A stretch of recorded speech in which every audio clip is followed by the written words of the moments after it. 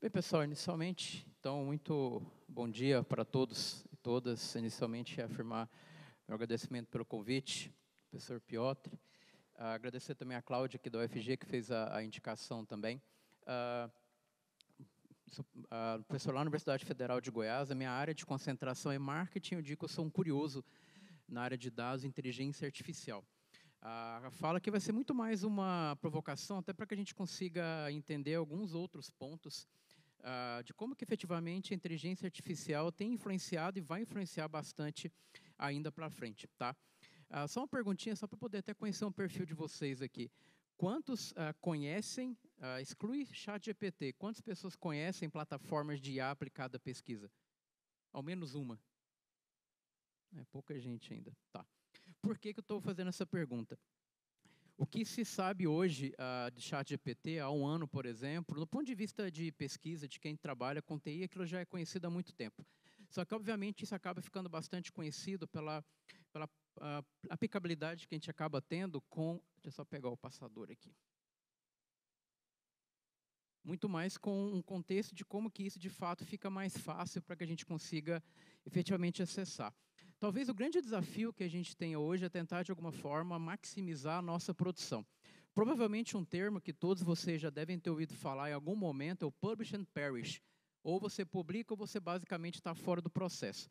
E aonde que, de fato, a IA começa a se tornar um grande desafio? Ela sim pode conseguir fazer com que nós, como nós, enquanto pesquisador, a gente consiga ter grandes volumes. Vamos imaginar, basicamente, o seguinte contexto. Existem, obviamente, vários conceitos para conseguir trabalhar com inteligência artificial. Vou dar para vocês um conceito simples para guiar grande parte do que eu vou argumentar com vocês. Vamos colocar como sinônimo que inteligência artificial é uma forma de você automatizar a tarefa. Então, vamos imaginar o seguinte: a forma com a qual eu faço um resumo, a forma com a qual eu monto uma tabela de revisão sistemática da literatura, nós, enquanto seres humanos, a gente consegue fazer isso, mas, obviamente, a gente vai gastar um tempo. Imaginar o seguinte: em algum momento da formação, todos nós tivemos que fazer uma tabela de fichamento. Aquela tabelinha lá no Excel, em que o orientador ou um grupo de pesquisa te manda, aí você fica semanas e semanas, basicamente, fazendo Ctrl+C, Ctrl+V. E aí você começa a perceber que muitos daqueles artigos que, teoricamente, estão publicados nos principais periódicos, você não consegue nem mesmo encontrar as informações. Talvez vocês devam se lembrar que, ao fazer um fichamento, não é claro descobrir, por exemplo, como é que as variáveis foram transformadas, ou como é que, de repente, o método foi feito, ou até mesmo um problema de pesquisa. Aonde que a IA, de alguma forma, vai conseguir evoluir? Ela vai conseguir, de fato, entender quando a gente tem um bom artigo e não tem um bom artigo. Por quê?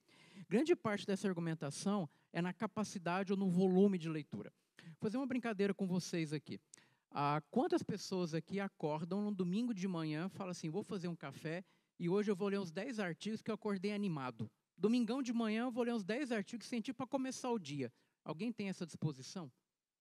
E olha que somos todos pesquisadores em diferentes áreas do conhecimento, mas veja, a gente acaba, obviamente, lendo por interesse e por gostar da ciência. Só que ali não é um ambiente ou uma forma com que a gente consiga ganhar velocidade. Agora, eu digo que o grande dilema, ao meu ver, em trabalhar com inteligência artificial neste contexto é o seguinte: conseguir educar tantos pesquisadores, mas os futuros pesquisadores, que o uso de inteligência artificial em pesquisa é meio e não fim. Enquanto isso não ficar claro, infelizmente, a gente vai ter que deixar cada vez mais claro uma argumentação do protocolo ético de como se usa ou como não se usa. Por quê? Provavelmente nós aqui, enquanto professores, em algum momento, a gente já deve ter passado em alguns desafios. Poxa, mas será que o meu aluno fez aquilo ou ele usou, por exemplo, alguma plataforma como o ChatGPT? E necessariamente nesse processo, aonde que a gente passa a ter um grande desafio é conseguir verificar como que de fato a inteligência artificial está aprendendo com a gente. Vou dar um exemplo para vocês. Há mais ou menos 10 dias o ChatGPT, quem tem assinatura Plus, que você paga um valor adicional, você consegue customizar as personas. E aí eu brinco que às vezes eu gosto mais de ler editorial do que artigo, porque o editorial tem muito mais objetivo ali, quais são os caminhos que as revistas vão seguir. E eu tenho outra curiosidade, que eu gosto de ler dentro das revistas, existem fóruns que discutem, eu gosto muito de ler os fóruns, porque são muitas informações que não estão teoricamente filtradas e dá para entender um perfil. Tanto a Nature quanto a Science, por exemplo, têm soltado vários e vários editoriais falando do futuro de pesquisa, o futuro da produção científica nesse caminho. E o que o pessoal tem feito hoje, que eu achei bem interessante? Criaram agora um site aberto, que obviamente desde que você tenha assinatura de ChatGPT. O pessoal criou uma persona, você faz upload do teu artigo em PDF, que você vai avaliar e fala como que saiu o parecer. Em questão de 2 minutinhos, você tem um parecer feito em IA muito bom. Se você quiser pegar o teu trabalho, por exemplo, e quiser que ele faça um resumo, você manda, fala quem é você. Você pode subir, por exemplo, vários estilos de artigo premiados ou tal. A IA vai aprender e vai conseguir escrever um resumo exatamente como você quer. Tudo isso, necessariamente, não é uma tendência. Isso está acontecendo. E o grande desafio é como que isso, de fato, está sendo proliferado. Porque vamos imaginar o seguinte. Quando o meu argumento para vocês é que a IA tem que ser meio e não fim, é uma forma que a gente consiga argumentar que a gente pode usá-la como acessório. Por quê? Eu brinco com os colegas, que é minha área mais na administração, que daqui a pouco a gente vai começar a parar de ter artigo científico escrito e vai ser só oral. Porque daqui a pouco a gente vai começar a ter medo de falar assim, mas será que alguém realmente escreveu isso? Será que isso aqui não foi IA? Porque a gente vai começar a duvidar bastante do que está escrito. Porque, obviamente, ficou muito mais fácil esse processo como um todo. E vamos imaginar o seguinte, aonde que tem um grande desafio nesse processo? Algumas plataformas, eu vou mostrar só 2 para vocês poderem depois se divertir bastante com o uso de IA, que são gratuitas. Basicamente, essas ferramentas elas já leram aproximadamente 280 milhões de papers. Isso é rápido. Aonde que tem uma briga, porque até o professor Piotr falou um pouco dessa perspectiva dos dados, se eu falo, por exemplo, com a perspectiva de Open Science, já há uma grande briga hoje das plataformas de IA, e aí cabe uma argumentação mais um pouco de modelo de negócio.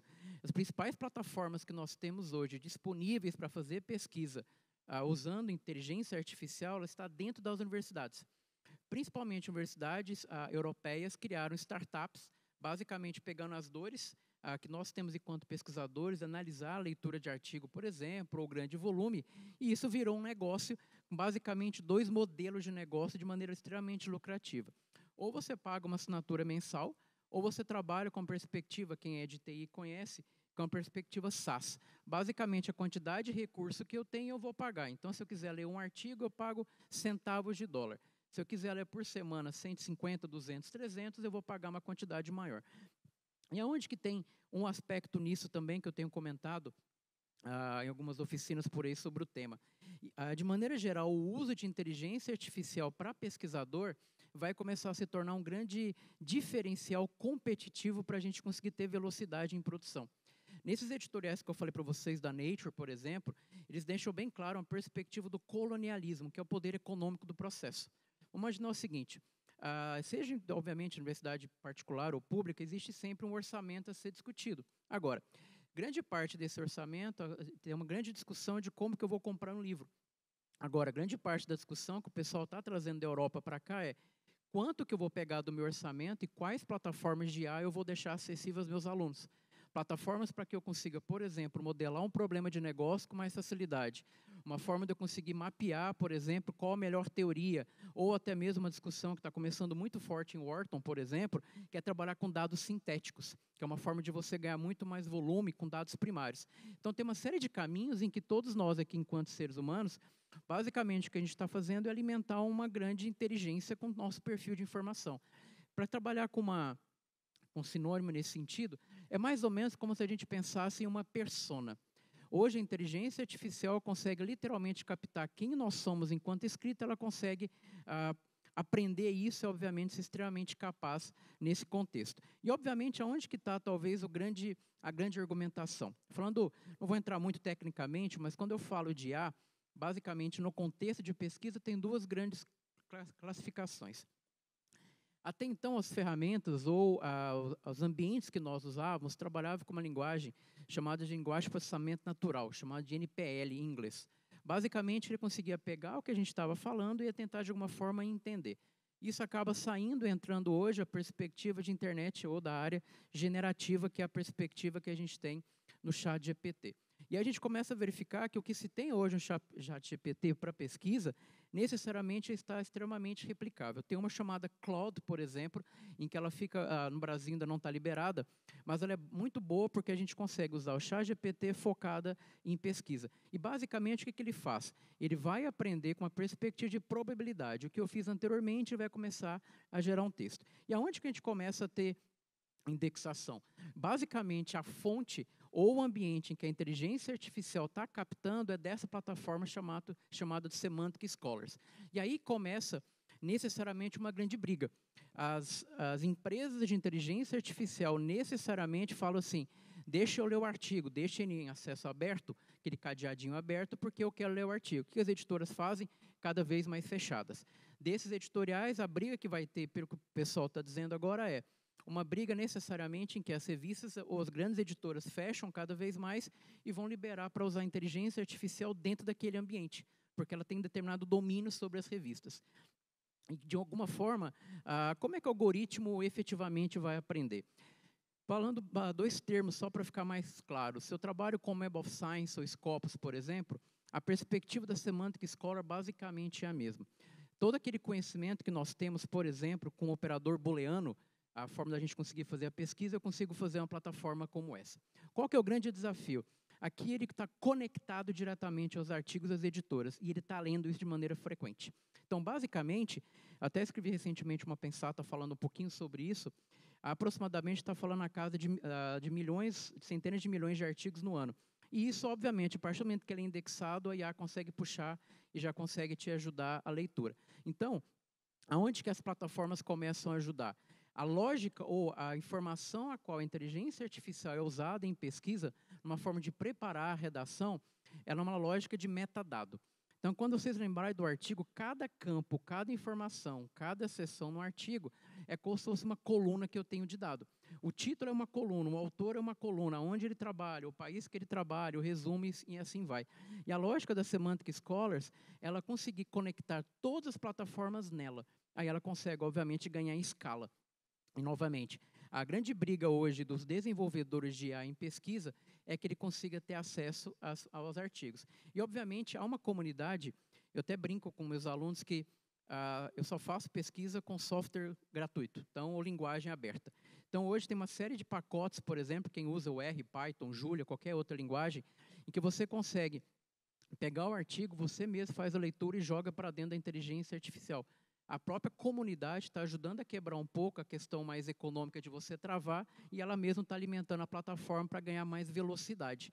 E quanto mais velocidade ela ganha, obviamente, mais ela está aprendendo com a gente. Tá? Agora, isso, ao meu ver, de forma nenhuma, vai fazer com que a gente evite muito o potencial. Eu sempre gosto de contar uma história, não sei se vocês conhecem, que ilustra bastante. Por mais que a IA conheça muito o trabalho, ela vai ser talvez um grande aliado. Tem um professor que da minha área faz bastante sentido estudá-lo, chama Richard Taylor, por exemplo, professor da Universidade de Chicago, que ganhou o Nobel de Economia Comportamental em 2017. Tem um caso clássico do professor Taylor que, no início de outubro, quando saiu o Nobel de Medicina, ele trouxe essa discussão.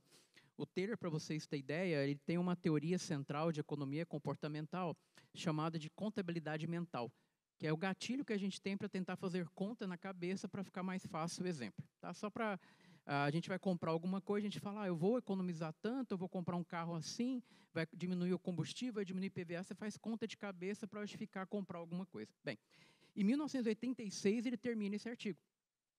Quando ele vai mandar para a revista, ele mandou para os principais na época da área de administração, falou, esse cara tá louco, não faz menos sentido reject em todos os artigos. E tomou 13 rejects em 4 meses. Mandava o editor fazer o desk, horrível, tchau, horrível, não faz sentido. Até que ele mandou para uma revista chamada Market Science, e ele falou, não, eu vou comprar a bronca. Chamou dois revisores, falaram assim, não faz sentido. Ele falou assim, para mim faz.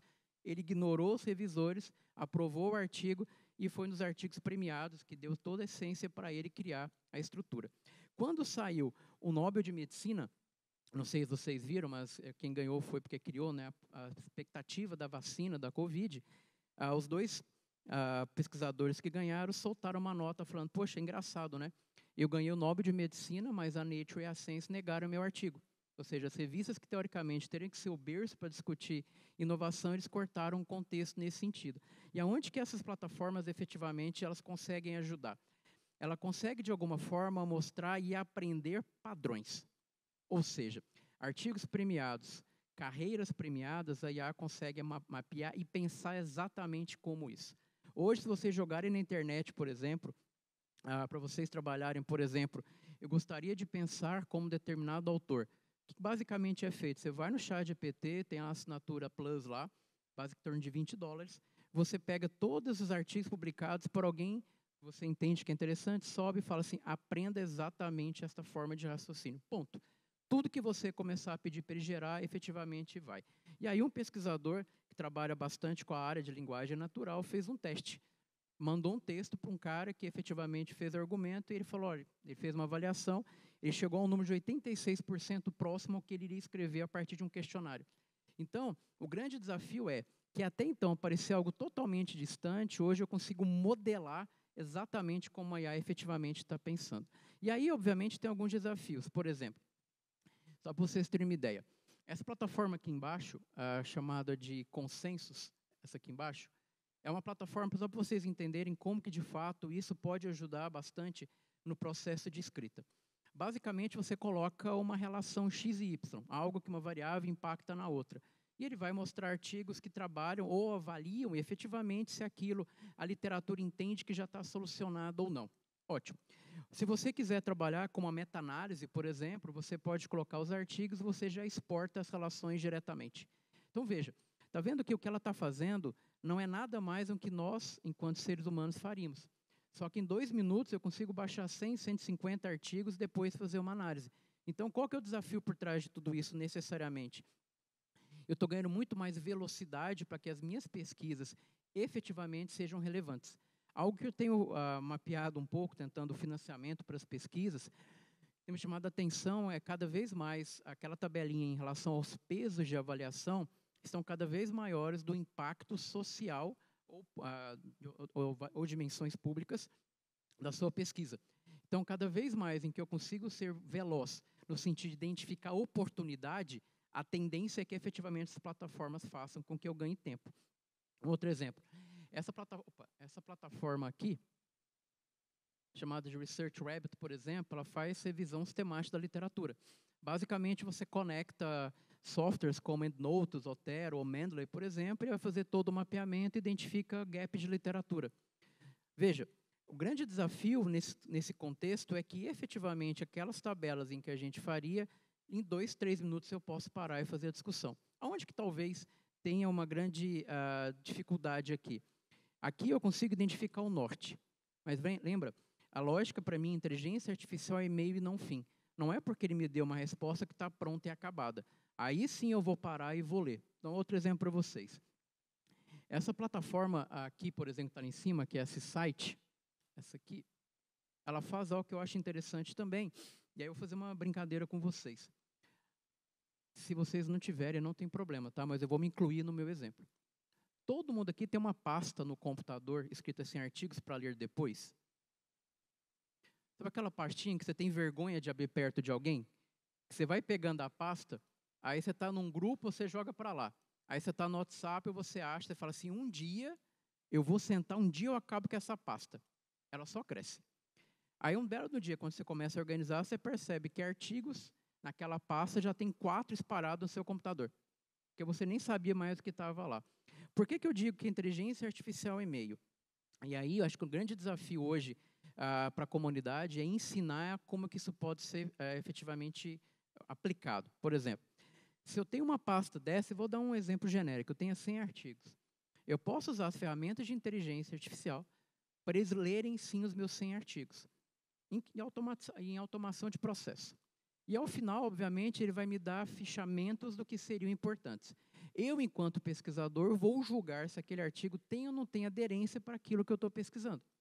Se tiver aderência, favorito e deixo no cantinho. E começa a fazer uma busca em todo aquele meu processo.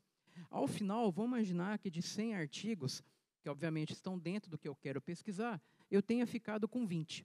Aí sim, enquanto pesquisador, eu vou parar e vou ler muito bem aqueles 20 artigos. Por que isso é importante? Ao invés, entre aspas, de eu gastar tempo lendo muito artigo para falar, caramba, não me ajudou em nada, por que a gente não investe o tempo lendo muito bem 20 artigos para a gente conseguir efetivamente entender o tal do estado da arte? Eu brinco sempre que, geralmente, quando o revisor não sabe criticar o trabalho, ele fala assim, né? O estado da arte não está claro. Você fala o que é que você está chamando de estado da arte, o que não está claro. Mas toda hora eu chamo e falo assim, beleza, o que você está argumentando? E aqui eu consigo fazer com certa clareza. E, obviamente, assim, só para vocês entenderem como é que é o slogan. Essa plataforma, que é a Elicit, que está aqui embaixo, ó, opa, ali, é uma plataforma para vocês entenderem como que isso efetivamente virou um negócio. E eu gosto muito da frase que eles colocam na entrada.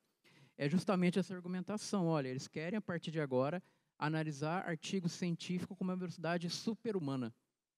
Eu falo, cara, mas peraí, quem que você está chamando de super-humano? A argumentação central, para vocês terem uma ideia, se você chegar na plataforma, por exemplo, e você colocar palavras-chave, áreas que vocês estão trabalhando, ou um tema que, de repente, a grande área que você está colocando, você vai perceber que automaticamente vai recomendar para você problema de pesquisa. E veja, quanto tempo nós demoramos para a gente afunilar um bom problema de pesquisa? Às vezes é o tempo do artigo inteiro, a gente está mexendo nele até o final. Quando eu coloco palavra-chave, ele vai trabalhar por questões de sinônimos ali, e vai rodando o algoritmo. Como ele já leu mais de 270 milhões de papers, inclusive grandes deles já incorporaram parte do que saiu até outubro, por exemplo, desse ano, a chance, a probabilidade dele conseguir indicar um problema de pesquisa relevante é muito grande. Por quê? O que essa ferramenta, e a próxima que eu vou detalhar um pouquinho mais, ela faz? Basicamente, eu vou subir o meu PDF, ou ele vai conectar as palavras-chave na base que eu falei para vocês, que é o Semantic Scholars, por exemplo, e ele vai fazer aquela tabela, aquela lógica que eu falei para vocês do fichamento. Então, a primeira coluna é o título, depois é o nome do autor, depois eu tenho problema de pesquisa, método, variáveis de saída, resultado e lacuna. Como que a inteligência artificial consegue ajudar nesse processo científico? Ele está indo em todos os artigos em que tiveram palavras-chave semelhantes, vai na coluna onde tem lá lacuna, puxa isso e consegue gerar um problema de pesquisa para te ajudar. Novamente, isso não quer dizer que nós, enquanto seres humanos, a gente não faria, mas o que ele está argumentando, que é o modelo que tem por trás disso tudo, é que eu consiga efetivamente operacionalizar esse processo. Por quê? Vamos imaginar o seguinte, um dos grandes desafios hoje, enquanto pesquisador, é a relevância. Eu tenho um colega que ele fala assim, olha, não me chama para escrever com você, me cita que é mais fácil. Fico mais feliz quando você me cita do que quando você me chama para trabalhar junto com você. Por quê? Basicamente, o que a gente quer hoje é melhorar nossos índices H, um monte de índice enquanto pesquisador. E isso vai vir, obviamente, uma relação entre relevância do que a gente está fazendo. E, necessariamente, qual que é o grande desafio que as plataformas conseguem fazer? Ela vai conseguir evidenciar muito mais relevâncias ou tendências. Aí muita gente pergunta, tá, mas nem sempre a IA vai conseguir entender e vai pensar como humano. Concordo totalmente. Por quê? Ela não tem a sensibilidade que a gente tem. Existem contextos de extrema vulnerabilidade, por exemplo, ou contextos sociais em que ela não consegue. Mas talvez vocês concordem comigo em que a máquina vai conseguir te mostrar quais são os artigos base que isso efetivamente pode ser feito. E isso vai ganhar muito tempo. Aí eu volto ao meu argumento. Quando a Nature coloca no editorial dele dizendo o seguinte, ó, daqui para frente a gente precisa verificar como fazer com que as ferramentas de IA sejam acessíveis aos pesquisadores. Por quê? Assim como eu tenho o desafio de ser relevante, se eu demoro, por exemplo, 4, 5, 6 meses para construir o argumento de uma lacuna, eu tenho pessoas que estão, teoricamente, na mesma perspectiva, então, provavelmente vão disputar o mesmo slot numa determinada produção, por exemplo, e a pessoa consegue terminar o artigo mais rápido. E isso, obviamente, vai ser um fator competitivo. Porque, necessariamente, o meu grande desafio não é que, efetivamente, eu seja um super-humano, mas que, quando eu for parar para ler o meu trabalho, ou quando eu for parar efetivamente para conseguir escrever o meu artigo, eu já tenho, obviamente, muito mais velocidade, para não ficar no loop. Por que um loop? Se eu faço aquela tabela manual do fichamento, que eu falei para vocês que hoje não faz sentido fazer na mão, eu posso fazer aquilo 5, 6, 7 vezes em uma semana de bate-papo com o orientador. Olha, não deu, tenta assim, tenta assar. Opa, legal, agora para e vamos tentar achar literatura. Mas você está fazendo isso muito mais enquanto velocidade. Essa aqui, por exemplo, uma das plataformas que Sempre sugiro o pessoal a usar o Space. Ela foi incorporada agora, ela também vai ser paga. Mas é bacana que ela fala o seguinte, ó, a minha missão é acelerar o aspecto científico e, obviamente, trazer essas quebras de paradigmas. Basicamente, o que ela faz?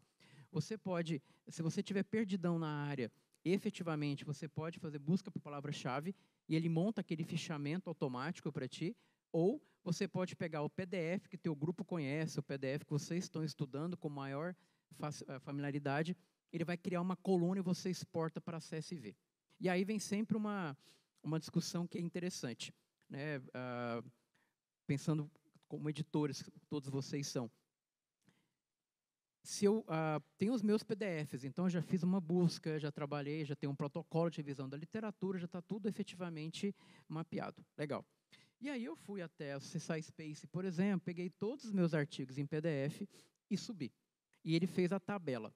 Em algumas revistas eu percebo que gostam bastante de uma tabela na revisão da literatura em que mostra algumas dimensões, por exemplo, é que a minha cabeça é mais quantitativa, mas dimensões, por exemplo, e você fala, esse artigo fez isso, esse artigo fez aquilo, esse artigo não fez isso. Aí você coloca na última linha e fala assim, meu estudo faz tudo isso, para você conseguir criar argumentação. Concordam que essa tabela a IA fez? Aí eu começo aí uma discussão que eu sempre brinco é, será que eu conto o expeditor? Que a tabela foi feita pela IA, não por mim? Mas veja, eu conseguiria fazer. Eu precisaria de mais tempo, mas eu conseguiria fazer. Aonde que há uma certa discussão nesse sentido? Não é a tabela, é a argumentação a partir dela. Essa é a grande discussão de onde efetivamente a ação científica está. Por quê? A tabela é só uma forma de conseguir organizar o pensamento.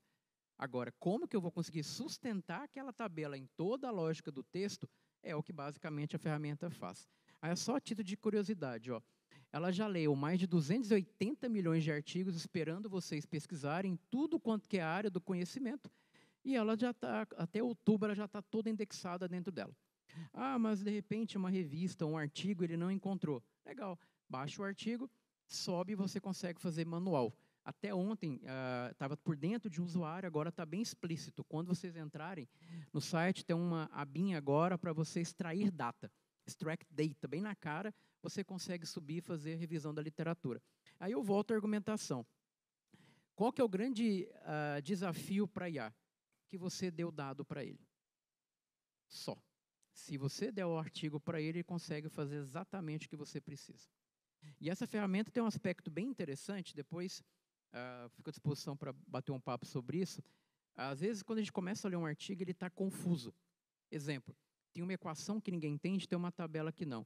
A ferramenta é bacana porque, como ela leu 280 milhões de artigos, ela consegue descobrir mais ou menos como determinada equação foi feita, ou como determinada tabela foi construída. Eu tenho uma funçãozinha chamada explicar a tabela em matemática, em que eu seleciono, ele lê ela para mim e explica. Porque ele vai ler o artigo inteiro, vai na base, verifica quem fez e consegue me dar a argumentação. Novamente, a inteligência artificial ela é meio e não fim. Ela não vai ler para você e, acabei, entendi. Não, você tem que interpretar. Mas ao invés de você ficar quebrando a cabeça, ele consegue efetivamente operacionalizar um pouquinho nisso. Agora, nós temos, por outro lado, basicamente essa aqui é a cara. Olha o que ele vai fazer aqui. Ó. Ali onde está, bem no centro, ó, que eu tentei aqui, você pode colocar todos os operadores booleanos. Então, você pode colocar toda e qualquer busca, novamente, o viés da minha área, Marketing and Analytics, Marketing and Consumer Behavior, alguma coisa nesse sentido. Legal. À medida em que eu começo a digitar todas as informações aqui, ele vai lá no Semantic Scholars, começa a puxar e vai começar a rodar o algoritmo. E ele vai fazer recomendações de problemas de pesquisa. E esse problema de pesquisa, quando você clicar, ele vai explodir numa tabela de revisão sistemática da literatura com 15 papers mais citados que podem argumentar você ter achado aquele problema de pesquisa. Novamente, o time hoje se torna importante. E o que ele vai te fazer que pode ajudar bastante? Você consegue também, que é na opçãozinha que eu falei para vocês aqui, ó, ele consegue pegar todas as informações que estão no teu PDF, no teu artigo, e consegue criar uma coluna. Então, você quer, por exemplo, qual a população, qual é a variável dependente, quais são os principais resultados. Isso tudo ele consegue fazer, tanto a importação quanto a exportação. E, necessariamente, qual que é o desafio? A partir do que tem aqui, e aí vocês podem ver que aqui ele dá algumas sugestões, ó, A partir dessa argumentação, ele vai fazer recomendação de leitura. Aí eu volto à argumentação. Ah, beleza, eu tenho um problema de pesquisa. Tá, agora eu tenho que criar o artigo para sustentar a bronca. E aí é o pesquisador e é a experiência dele. Qual que é uma grande argumentação para isso? Ó? Eu posso vir aqui, então, colocar um artigo ou palavra-chave. Então, eu posso, por exemplo, se vocês tiverem um artigo seminal na área de vocês, já podem jogar ele aqui direto, ele vai buscar sinônimos a partir daquilo, de palavra-chave. Ou aqui em cima, você também já pode bater um papo do artigo, que é a mesma lógica do ChatGPT. Ele vai ler todo o artigo para você. Quem usa, por exemplo, o Bird do Google ou o Bing da Microsoft, por exemplo, é a mesma lógica. Ele vai ler o teu PDF, faça um resumo do método, faça um resumo da introdução, faça um resumo, enfim. E isso vai te ajudar na velocidade, como eu argumentei com vocês um pouquinho antes. O desafio é você conseguir descobrir efetivamente quais são os artigos mais importantes para vocês pararem, mergulhar e ler. Ao meu ver, esse talvez seja o principal desafio nesse processo. E é uma plataforma que vocês vão ver extremamente amigável, e a lógica por trás das plataformas de IA nesse processo, necessariamente são muito similares. Tá? Nessa plataforma tem também um módulo gratuito de você identificar se o texto é feito por humano ou máquina, aquela velha discussão se a inteligência escreveu ou não aquele texto, ela tem uma abinha específica para isso, e ele ajuda também a parafrasear, que argumenta também. Então, é uma plataforma que tem muito ponto aí para se divertir. Tá? Agora, existe uma outra expectativa, falando um pouquinho mais focado numa lógica de escrita científica.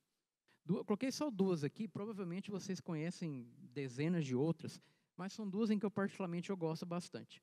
A primeira é o Grammarly, que provavelmente é uma das mais conhecidas no ambiente acadêmico, e o Ortun. Eu brinco que está chegando a melhor hora de assinar plataformas de IA. A Black Friday é maravilhosa. Eu atualizo todas as minhas assinaturas na época de Black Friday. Chega a 70%, 80% de desconto, eu fico com a assinatura um ano para usar. Então, alguém quiser, fica de olho que vale a pena aí. Basicamente, aí, novamente, nos ambientes que eu tenho passado, o pessoal começou a falar assim, daqui a pouco a gente não vai precisar muito mais de revisor de gramática, porque a IA está começando a puxar isso. Aí, lendo os editoriais, um editor coloca e fala o seguinte, daqui a pouco, o que eu vou pedir para os meus autores? Para que quando ele suba meu manuscrito, ele mande junto para mim um relatório de uma IA, em que revisou o texto e para mim está tudo bem. Aí novamente, eu gostando de ler briga na internet, aí um cara vai lá e fala assim, eu discordo, não começou. Só que o argumento que o cara coloca na sequência faz sentido. Tudo bem, o revisor ajuda bastante. Só que a IA, imagina a quantidade de texto que ela já leu para dizer que aquilo é a melhor solução. O volume de informação, o volume de tentativa que ela teve para conseguir mapear. Então, há uma discussão, lendo esses fóruns, em que plataformas como essas aqui, por exemplo, elas tendem, de alguma forma, a ser exigidas no processo de submissão como forma de você ter validado. E aí, lendo também, teve um pesquisador radicado nos Estados Unidos que falou algo que eu achei interessante, que na visão dele, a tendência da produção científica é que o idioma de submissão seja a mínima coisa importante. A argumentação dele é a seguinte, se a IA está evoluindo para a redação científica, ela não está evoluindo só para inglês, ela está evoluindo para a perspectiva multilingüe.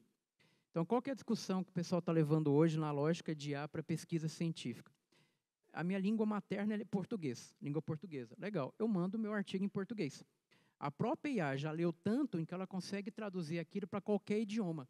Então, o meu texto, automaticamente, clicando numa bandeirinha, ele vai ficar acessível para língua inglesa, russo, qualquer idioma. Então, a forma da ciência conseguir, de fato, quebrar a barreira, na visão desse pesquisador, vai ser uma quebra de usar a perspectiva de IA numa lógica multilingüe. Novamente, como ele já leu 280 milhões, ele consegue identificar padrões da escrita. E a tendência é que a grande parte da barreira hoje, que é, obviamente, questão do idioma, de alguma forma isso seja reduzido ao longo do tempo. Quais são as grandes estruturas por trás? Enquanto usuário, a gente acaba usando o ChatGPT, que é um algoritmo que tem por trás, as principais plataformas de IA usam o mesmo algoritmo por trás. Só que, de alguma forma, eles detêm o nome do processo ali. O Grammarly, por exemplo, quem tem assinatura, só podem perceber que ele, à medida que você está fazendo revisão de um texto, eu vou mostrar a tela para vocês, ele vai abrir como se fosse uma lâmpadazinha embaixo. E ele começa agora também, ao pegar todo o texto, ele consegue fazer indicação. Por quê? Essas duas plataformas, elas trabalham com uma lógica de persona. Me fala quem você é, com quem eu estou falando, em que eu vou conseguir arrumar o texto. Então, por exemplo, aqui no Grammarly, por exemplo, eu venho ali em cima, ó, e falo que eu quero fazer um texto acadêmico, convincente, a minha audiência é de expert, por exemplo, e a formalidade que seja formal. Ponto. Automaticamente, todas essas áreas em que ele está fazendo aqui um sublinhado, necessariamente ele está evidenciando possíveis sugestões de melhora. Novamente, nos fóruns, muita gente fala, é um absurdo e tal. Mas eu, particularmente, acho que dá para aprender bastante. Porque à medida que você está usando a ferramenta, vou dar um exemplo. Quem escreve o texto inicialmente em português e passa para inglês, vocês vão ver a dificuldade que é trabalhar com tal de voz ativa e voz passiva. Você fica quebrando a cabeça, que às vezes tem que mudar a sequência da frase inteira por causa do estilo que a gente escreve nos idiomas. Aqui ele está recomendando isso, recomendando de maneira inicial. E ela, mais recentemente, ela adaptou uma questão bacana, em que você coloca também, se você está usando APA, Harvard, qualquer outro tipo de formatação, ele te ajuda na formatação também. Então, isso, obviamente, ele tende a ajudar bastante. Aonde que está a grande vantagem? O volume de pessoas usando tende a ter um modelo cada vez mais ajustado. E, obviamente, isso, de alguma forma, vai fazer com que a nossa escrita ela realmente seja cada vez mais aprimorada, tá? E essa aqui é só a carinha para vocês entenderem, essa aqui é a Ortun, que é a segunda que eu mostrei para vocês. Das plataformas que eu conheço, ela ajuda bastante pelo seguinte, eu brinco que quando eu termino de escrever o artigo, eu preciso ficar sozinho, porque eu pego o texto e leio ele todo em voz alta. Tem uma questão, quem é da psicologia sabe, a questão cognitiva, uma coisa é a leitura, outra coisa é quando você fala em voz alta. E, à medida que quando a gente está tentando ajustar um texto, podem chegar momentos, por exemplo, em que a gente fala, nossa, está confuso e não vem mais inspiração para você arrumar aquilo.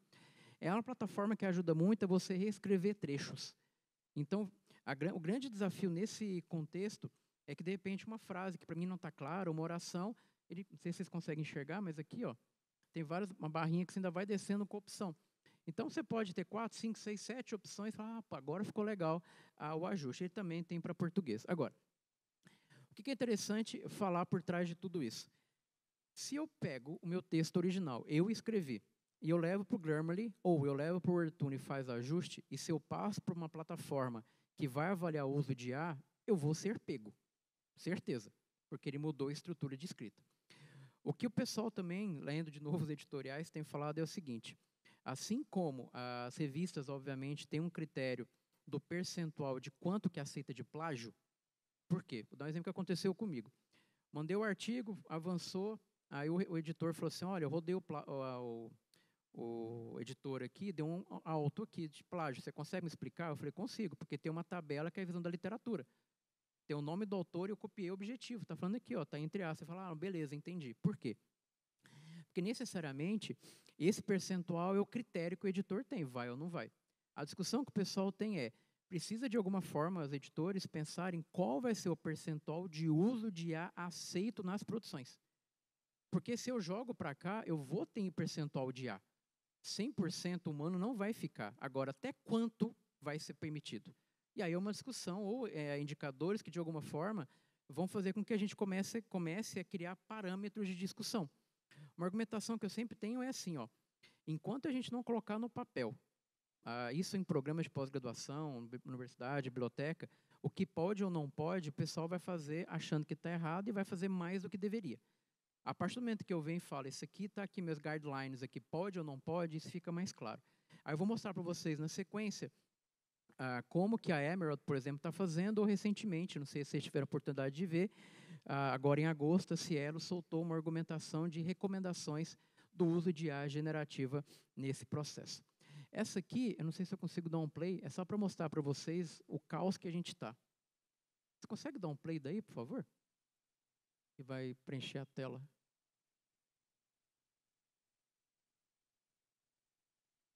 Só para vocês entenderem o que ela está fazendo. Está vendo que ela está escrevendo o texto sozinho?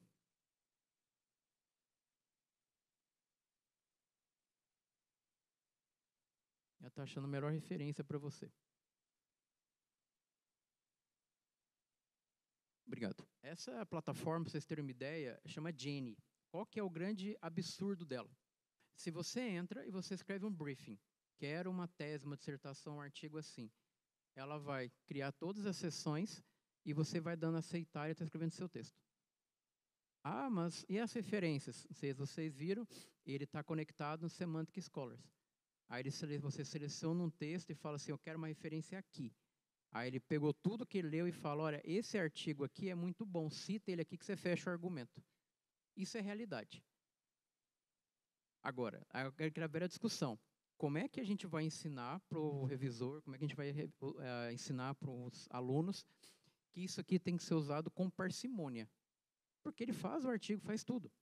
Eu posso criar o contexto e literalmente eu aperto o tab, que é a teclinha do accept ali, e eu vou escrever meu artigo como um todo. O grande desafio, de alguma forma, que essa plataforma tem tentado fazer, é que ela não vai ser a criação, ela vai ser a edição. E é diferente. Porque, veja, se de fato eu estou escrevendo, meu texto está branco. A IA vai lá e preenche uma página. Uma outra coisa, minha página já está preenchida, ela vai fazendo o ajuste de melhoria, inclusive de referência, que é um pouco do que está avançando. Por exemplo, o que recentemente o Cielo soltou como orientações? Primeiro, uma discussão que lá no início da IA generativa, eles falaram, né, vocês devem ter visto, muitos pesquisadores começaram a colocar como coautor o ChatGPT. Aí você falou assim, não, peraí, porque não tem como eu brigar com o ChatGPT. Com um autor humano, eu posso brigar com ele. Então, beleza, a partir de agora, só humanos podem ser autores. Outra coisa, os autores têm que reconhecer as fontes dos materiais, ou seja, eu tenho que nomear. Por quê? Até o professor Pio estava falando um pouco sobre isso, que é interessante. Quem trabalha com métodos quantitativos, em meados de 2015 e 2016, começou uma discussão forte chamada de p-hacking, que quem trabalha com dados quantitativos sabe que você consegue inflar os valores de significância. E isso começou, de alguma forma, a mudar bastante o processo de como que eu reporto meus resultados. Na área, por exemplo, mais focada de marketing, algumas revistas pedem para a gente fazer o seguinte, eu tenho que criar uma plataforma como a OSF, que é o repositório digital, e eu coloco lá as minhas intenções de hipótese e depois eu coloco o meu resultado final.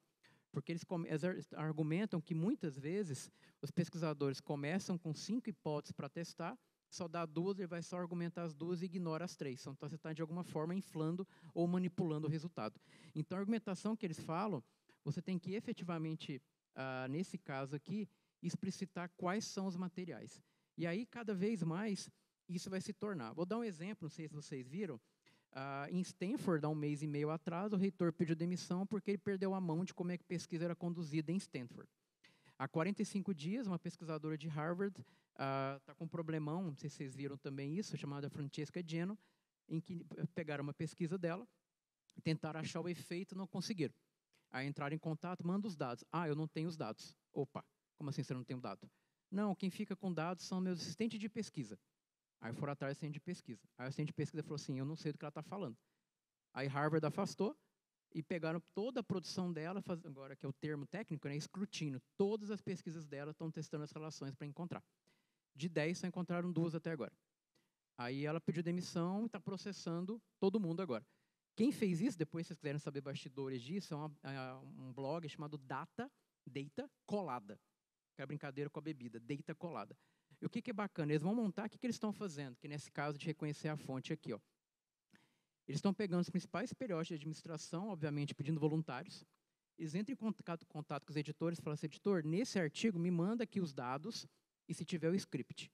E os revisores, os pesquisadores mundo afora, estão ajudando, testando as relações. Se não encontra, ele vai lá e coloca o artigo retratado. Então está começando a levantar isso. E de alguma forma é positivo. Por quê? Obviamente, eu tenho que bancar o que eu estou falando. E isso vai forçar com que cada vez mais os pesquisadores sejam muito mais críticos, obviamente, ao declarar determinado resultado, isso é ligado bastante à área de ciência aberta, mas também, de alguma forma, de eu deixar muito mais acessibilidade para que qualquer pessoa consiga chegar nos resultados que eu cheguei. Uma outra expectativa que eles colocam também, que os autores têm que assumir a responsabilidade pública. Basicamente, eu tenho que me autodeclarar ali que eu fiz alguma coisa, se não fiz, obviamente, eu tenho responsabilidade sobre isso. Todo o material tem que estar, obviamente, citado. Depois também há uma expectativa, se eu usei algum chatbot, o que estão chamando aqui de chatbot é a interação que nós temos, por exemplo, no ChatGPT. Faça um resumo, escreva isso, escreva aquilo. Se você fez isso, por exemplo, para fazer alguma coisa, a recomendação da Cielo agora é que isso o autor coloque, explicite. A melhoria da redação, a revisão do resumo foi feita por meio de chatbot, para que isso de alguma forma seja organizado. E também, novamente, acompanhando e conversando por aí, o que o pessoal está tentando de alguma forma fazer é o seguinte, em que os autores declarem, junto com o processo de submissão, aonde e como foram usadas as inteligências artificiais no processo. Porque nem mesmo os editores sabem efetivamente como é que está o processo. Tem muita ferramenta, muita opção. Então, os próprios autores podem ajudar. Manda um monte de documento lá, beleza, que é necessário, mas manda um e fala assim, olha, eu usei tal plataforma que eu fiz isso, eu mandei uma outra, eu fiz isso. Para que, inclusive, seja avaliado de maneira correta. Porque isso, se for, entre aspas, não citado, o revisor fala, poxa, se ele não fez é porque tem alguma coisa errada. Mas quando você já declara e deixa explícito aonde você usou, obviamente você tem uma visão um pouco diferente. Os editores também, né, precisam de ferramentas digitais para lidar com os efeitos. Então, obviamente, essa necessidade de plataformas que avaliam o quanto que aquele texto tem ou não tem, por exemplo, de inteligência artificial.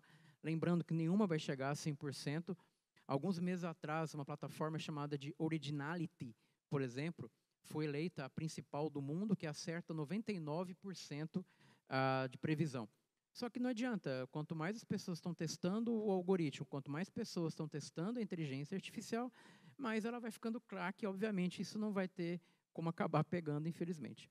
E outra coisa que os editores precisam de ferramentas também para detectar o conteúdo. O que o pessoal também tem colocado nesses fóruns aí? Que vai chegar um momento em que o editor vai pedir o seguinte para o autor, manda o texto que você escreveu, manda o texto ajustado pela IA. É mais ou menos quando a gente tem round de revista, em que a gente manda a versão alterada, a versão com comentários, para os revisores poderem avaliar o que a gente fez. O que eles falam, ó, beleza, usa, mas você me manda como era integral e efetivamente como que a IA mudou, para você ter um comparativo. Então, é alguma forma que eles estão tentando caminhar também um pouco ao longo desse processo.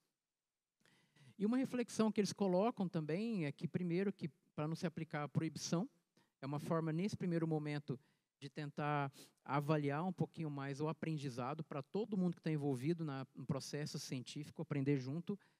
Proibições podem estimular o uso não divulgado, então as pessoas tendem, de alguma forma, a esconder. Eu não vou falar. Eu até brincando com o aluno, né? Se você faz e não fala, você vai falar, poxa, quer dizer, você está escondendo alguma coisa. Então, seja claro e diga, olha, eu usei nisso, está aqui o processo e tudo bem, segue o jogo.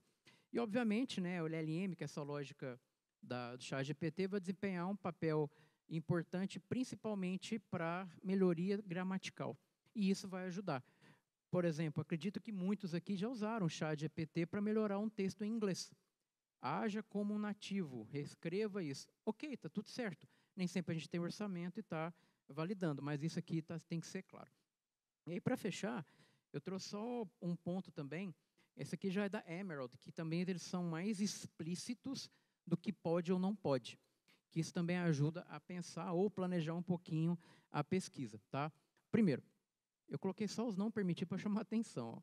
Redação de qualquer parte não é permitida. Você não pode criar nada com ChatGPT ou qualquer ferramenta. Criar. Crie a introdução, não pode. Crie o meu resumo, não pode. Isso que eles estão falando aqui. A geração ou relato de resultado não é permitido. Por exemplo, quem gosta de mexer com linguagem de programação, tem um pacote chamado de report no R, ou RTutor, por exemplo, em que você joga teu dado e ele interpreta o resultado. Aí fala, isso também não pode, você tem que escrever o resultado. Você não pode usar nenhuma inteligência para interpretar o resultado que você teve. Relatório de estatística em texto também não é permitido. Tem uma plataforma chamada de, depois vocês podem pesquisar, chama Intellectus Software, por exemplo, que eles fazem uma aberração. Tá? Você tem a base de dados em CSV, isso é só a plataforma. Eles rodam um algoritmo lá chamado de Auto Machine Learning, roda os algoritmos, gera o output, que é a tabelinha que a gente argumenta. Aí depois ele vai lá e faz a interpretação de tudo. Então, assim, tem coisas absurdas feitas por aí. Basicamente é isso que eles estão falando aqui, tá? A edição de um artigo ou uma ferramenta seria permitida. Edição. Então, eu posso pedir para ele melhorar, tá? E não é permitida a submissão de imagens criadas. Por exemplo, as duas primeiras que eu mostrei para vocês, tanto do pesquisador meio humano ali, se eu quisesse colocar isso no texto, eu não poderia. Eu não posso usar nenhuma imagem gerada. Só que existem muitas plataformas de IA em que te ajudam bastante a criar gráficos, tá? Algo que eu gosto bastante, né, de artigos são, às vezes, principalmente no método, o pessoal consegue colocar uma figura que resume muito bem a essência. Beleza, você pode fazer aquilo, mas não com IA. Você tem que fazer na mão, no PowerPoint, puxando setinha lá, aí pode. E, mais recentemente, na submissão, eles estão colocando isso aqui, ó. Depois de você colocar todas as informações necessárias, vai ter um campinho agora dizendo o seguinte, ó, confirma que o manuscrito foi criado por mim e não por uma ferramenta de IA. Se tivesse sido usado já qualquer parte, eu tenho que ter declarado isso ao longo do texto. Novamente, eu acho que está um pouco mais claro em que, de alguma forma, os editores estão tentando deixar claro a responsabilidade, o que é legal, e, de alguma forma, forçar que os pesquisadores sejam transparentes aonde está usando. Como vocês viram, o que pode ser bastante usado e hoje está sendo aceito pelas pesquisas que eu tenho feito é a edição e não a criação. E, de alguma forma, todas as plataformas vão ajudar bastante na lógica de redação científica, porque você consegue aprimorar muito o texto. Agora, volta ao argumento. Inteligência artificial tem que ser meio e não fim. Ela não vai fazer o seu texto, ela vai te ajudar no texto. Ela não vai fazer revisão da literatura, ela vai te ajudar a levantar a literatura. E, obviamente, ela vai melhorar o texto, ou a grafia, até mesmo a correção de português de maneira geral. Tá bom? Bem, eu fico à disposição, professor Piotr, muito obrigado novamente pelo convite. Qualquer dúvida que eu puder ajudar, obrigado pela oportunidade.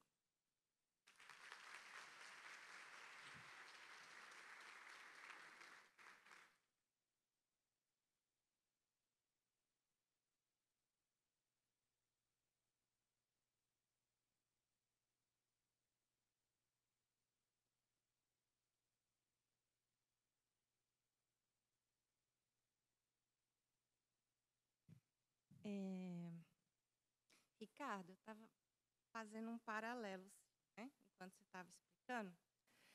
Eu pensei naquela pirâmide do planejamento que tem operacional, tácito e estratégico, né? E aí eu penso que a inteligência artificial ela vai ajudar aí nessa parte do operacional e do tácito, né? É igual quando você tem o gerente que pede a planilha pronta para os funcionários, né? E aí a inteligência artificial entrega essa planilha, só que é você que vai fazer o planejamento da coisa, né? Aí, uma reflexão que eu fiz é que eu acho que quando a gente assiste a sua palestra e fala sobre inteligência artificial, um sentimento que se tem é um pouco de medo, né? Porque a gente sente medo quando é uma coisa desconhecida, né? Quando é uma coisa que a gente não tem conhecimento, não sabe como funciona, e a gente fica assim, nossa, a inteligência faz isso tudo, né?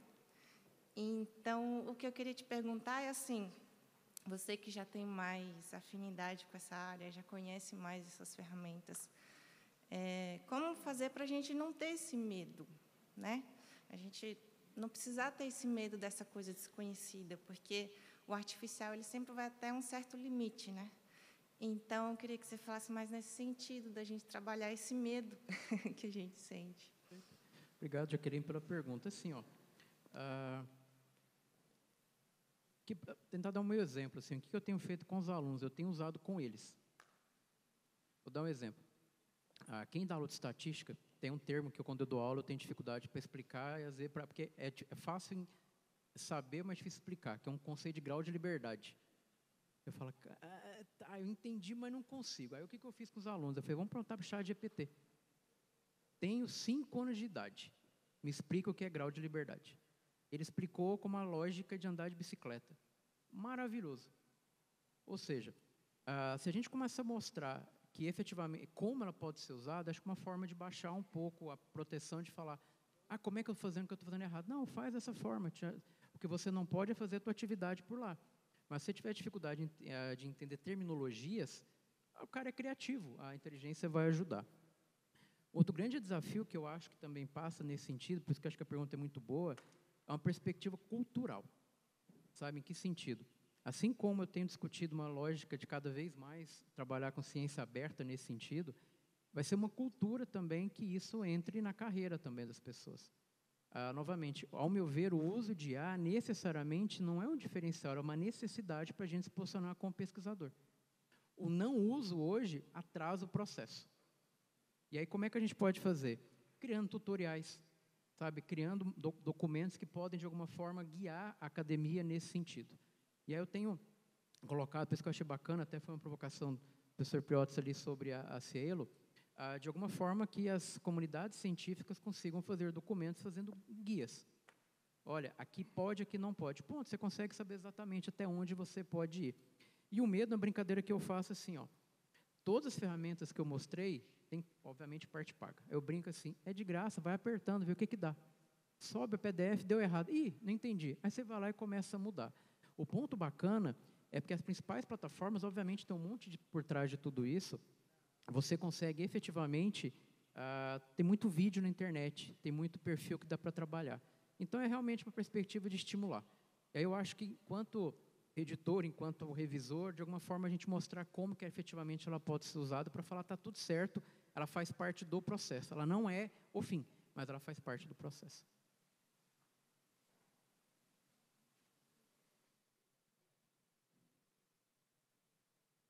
Oi. Ricardo, obrigada pela tua fala. Eu acho que é um tema super importante, né? E essas tecnologias, como você mesmo apontou, Piotr comentou, vão se tornar cada vez mais importantes no processo de produção científica. A minha preocupação vai em duas frentes.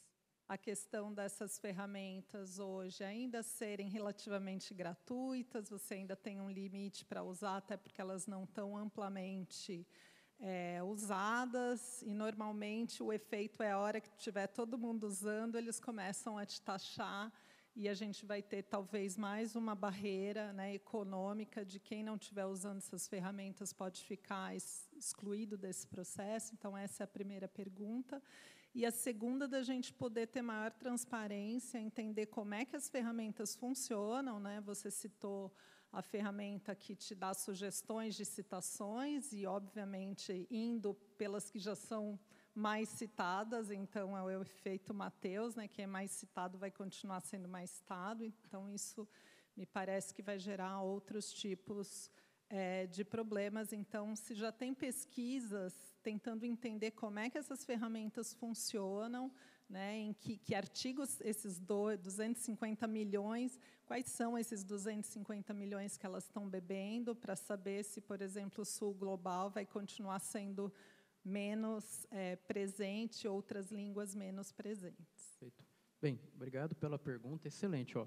O primeiro que sim, a lógica das ferramentas de IA necessariamente é um negócio. A lógica de TI que é uma perspectiva chamada de freemium e premium. É mais uma lógica do Dropbox, quem já teve. Você começa a colocar as coisas. Chega uma hora que você colocou sua vida lá dentro. Aí você fala, já que eu estou com tudo aqui dentro, eu vou continuar pagando, porque se eu tirar vai dar problema. Depois que você aprende a usar, efetivamente isso vai sim acontecer. E a lógica do algoritmo, por que muitas agora começaram a trocar a chavinha e cobrar? Porque o algoritmo agora está validado pelo volume de pessoas. Isso aconteceu. A Elicit, por exemplo, que para mim é uma das melhores, ela necessariamente ficou um ano e meio, mais ou menos, pedindo ajuda, feedback. Sabe uma lógica de machine learning, que é uma perspectiva da Netflix? Você está vendo o filme, aí você coloca assim, gostei e não gostei. Aquilo, a plataforma, é uma forma de aprendizado. Então, há sim essa questão econômica, tanto que o meu argumento nós precisamos, de alguma forma, incluir no orçamento acesso aos alunos, acesso à comunidade universitária, uso de ferramenta, porque isso vai fazer dar escala na produção, principalmente de achados. Então, eu acho isso, sim, fundamental. O grande desafio nesse processo é que, caminhando um pouco, até pegando a boa pergunta, aonde que as ferramentas vão avaliar? É que a gente consiga fazer tudo num único ambiente. É uma terminologia, talvez vocês conheçam, chamada de marketplace. Sabe quando você vai na Amazon e você compra tudo lá dentro? Então, a lógica de IA vai ser a mesma. Então, na mesma plataforma, eu formato, eu escrevo, eu edito, eu avalio. Isso é o caminho que está sendo. E, obviamente, isso vai ser totalmente monetizado. A expectativa do aprendizado, aquela que eu mostrei que escreve, ela vai beber lá no Semantic Scholars e na outra chamada SciCite, S-C-I-T-E, que foi uma que tinha uma imagem aqui atrás. Basicamente, o que ela faz?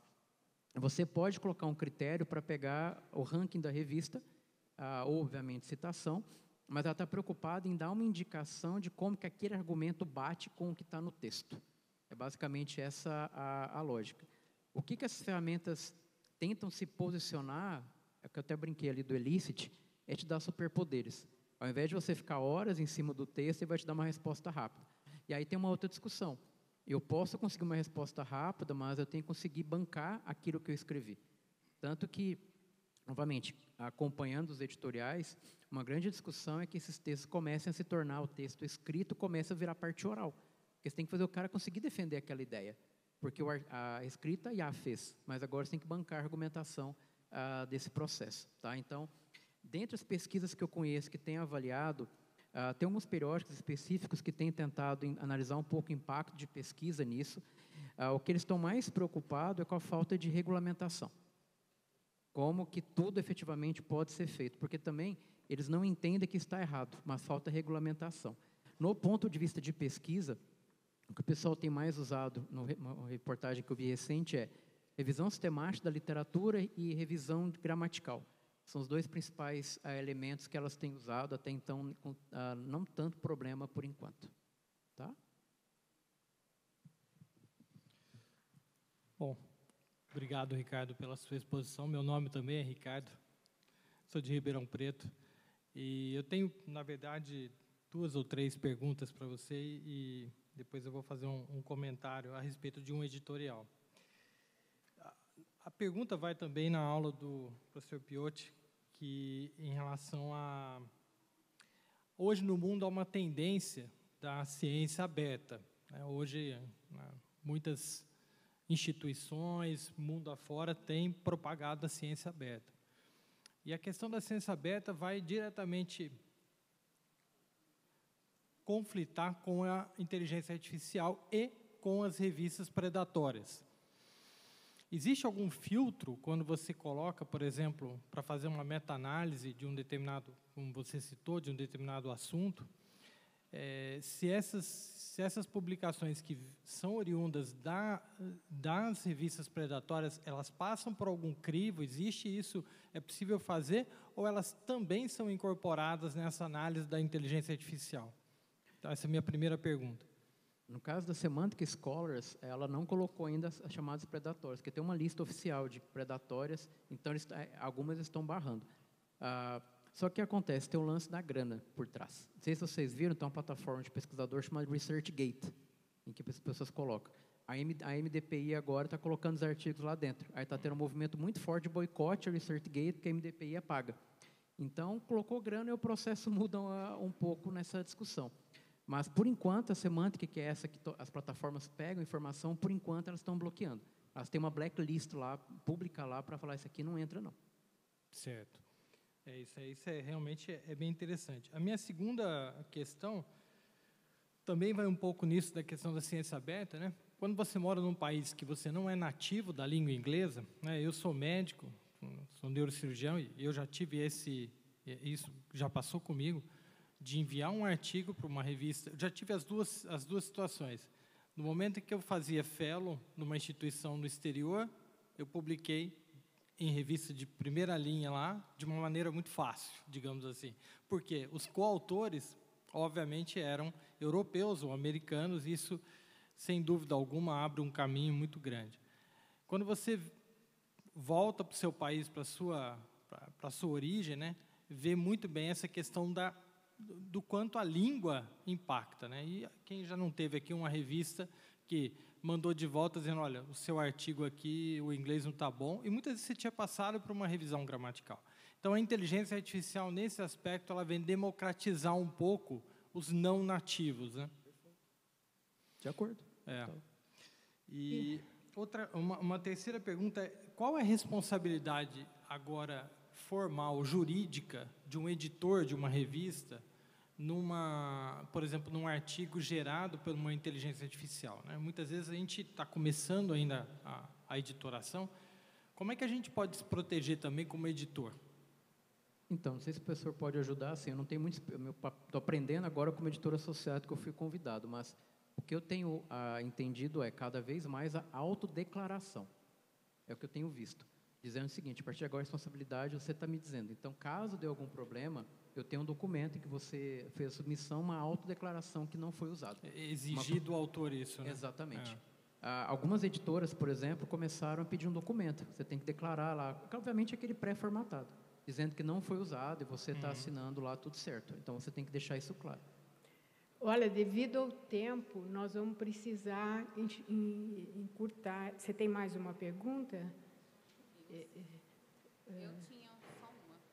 Então, talvez bem rapidamente, última pergunta, porque nós já passamos do tempo. Bom, claro. Minha pergunta é a seguinte. Meu nome é Ianca, eu sou da Escola da Magistratura do Rio de Janeiro. Assim como a gente tem algumas plataformas que detectam plágio, etc., existe alguma previsão de algum tipo de plataforma que vá conseguir detectar que houve uso da inteligência artificial? Tem. A chamada Originality foi eleita por Harvard agora a principal, porque ela tem muito volume, ela consegue validar. Tem uma chamada QBot, você também pega, depois eu posso passar a lista. QBot, a principal é Originality. Aí as outras pegam, mas ela erra um pouco mais. Tá, obrigada. Nada. Eu queria fazer uma maldade ainda. Eu vou estar durante toda a semana, mas o Ricardo, infelizmente, ele tem que ir embora antes, tá? Então, vocês aproveitem para sugar o Ricardo agora, na hora do almoço e nessas próximas horas, porque vai ter oportunidade única. Então, de fato, foi muito rico, né? Fazendo um paralelo com o artigo de sucesso, foi um curso de sucesso que mudou a nossa cabeça. E, em nome da ABEC, eu queria agradecer e presenteá-los.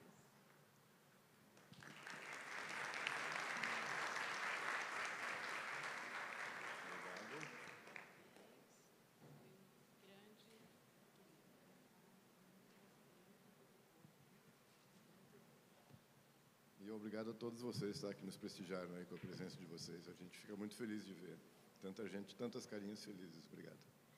E até a nossa próxima atividade. Muito obrigada pela presença de vocês.